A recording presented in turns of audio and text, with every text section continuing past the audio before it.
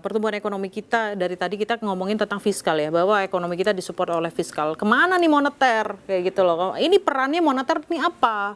Karena Pak Peri Warjio sebagai Gubernur Bank Indonesia juga berulang kali bilang pro growth kebijakan Bank Indonesia. Tapi apa sih yang dirasakan masyarakat itu apa dari kebijakan moneter itu? Kebijakan moneter itu berkaitan dan dampaknya sangat besar terhadap pasar modal dan stabilitas nilai tukar rupiah. Kebijakan fiskal sangat berkaitan dengan pertumbuhan ekonomi. Gitu. Jadi ini seperti misalnya kita punya dua kaki, yang kaki kiri dan yang kaki kanan fungsinya beda. Kaki kiri misalnya penopang kalau main bola ya, gitu loh. Dia penopang, yang kaki kanan ya bagian nendang bola. Yang nendang bola itu Kementerian Keuangan, yang menopang ini adalah moneter. Nah, dalam hal pertumbuhan, ini menjadi jurisdiksinya dari Kementerian Keuangan, kita harus akui.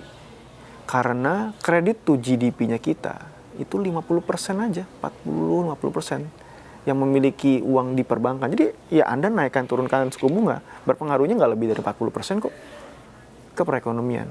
Di mana Anda bisa berpengaruh, di mana BI bisa menjadi penting di pasar modal kita. Itu pergerakan IHSG, pergerakannya surat utang negara, obligasi sangat bergantung pada nilai tukar rupiah.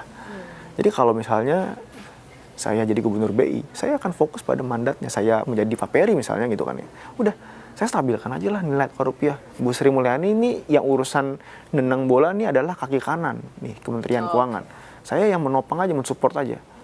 Gitu loh. Jadi dan aliran dana modal asing yang sangat terpengaruh oleh stabilitas rupiah, yang sangat berpengaruh dari BI ya, bagaimana melakukan kebijakan moneternya. Ini juga bisa berpengaruh pada pertumbuhan ekonomi. Coba deh, apa yang kejadian kalau tiba-tiba rupiah kita 17.000 misalnya. Pasti misalnya perusahaan semen, impornya itu pasti akan meningkat. Mereka melakukan layoff. Gitu kan. Perusahaan misalnya bahan makanan, mereka juga inputnya kan dari impor. Aduh, sekarang jadi mahal nih karena rupiahnya melemah. BBM, daya beli terpengaruh. Jadi nilai valuta asing itu sangat berpengaruh loh bagi outlook dari pertumbuhan ekonomi. Dan ini kan relatif juga ya. Jadi misalnya nih rupiah yang 17.000 mungkin belum tentu buruk bagi perekonomian. Kalau memang iya mata uangnya itu sedang regional lagi gitu. Nah, memang orang Indonesia itu sering terfokusnya pada psikologi-psikologi. Wah, rupiah 17.000, 16.000. Saya itu sudah menganalisa pasar modal Indonesia dari rupiah masih 9.000 loh. Ada nggak yang kebayang dari 2013 sampai 2025 rupiah dari 9.000 ke 16.000 gitu loh. Hampir 100% dari posisi nilai tukar dolar. Tapi itu merupakan satu hal yang normal kok kalau lagi fenomenanya dolar sedang menguat. Gitu loh. Kalau dolar sedang menguat, ya negara-negara yang lain pun juga. Oke.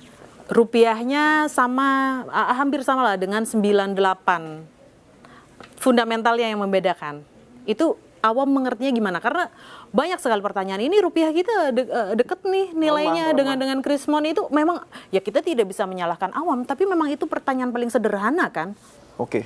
Misalnya saya tuh bilang nasi goreng itu harganya 30.000.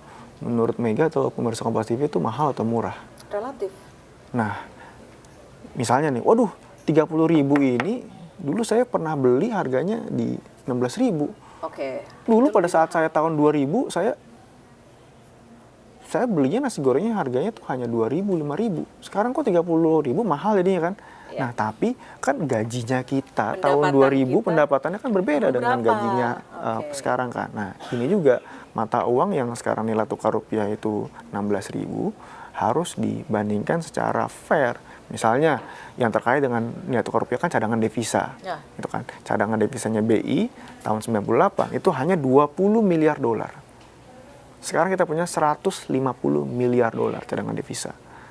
Nah, jadi ini menunjukkan ya rupiah 16.000 dibandingkannya jangan dibandingkan sama nominalnya tahun lalu dong. Jangan kamu bandingkan dulu naik angkot harganya 1.000. Sekarang mahal dong naik angkot tuh harganya tuh 5.000 loh. BBM-nya dulu berapa? BBM-nya dulu berapa? Sekarang Harganya berapa? dulu berapa? Gaji kamu dulu berapa? Seperti Oke, itu. sederhananya seperti itu ya. Baik, terima kasih Mas Putra Satria Sambiantoro, Head of Equity Research Bahana Securities. Saya Dia Megasari Anjaya, sampai jumpa.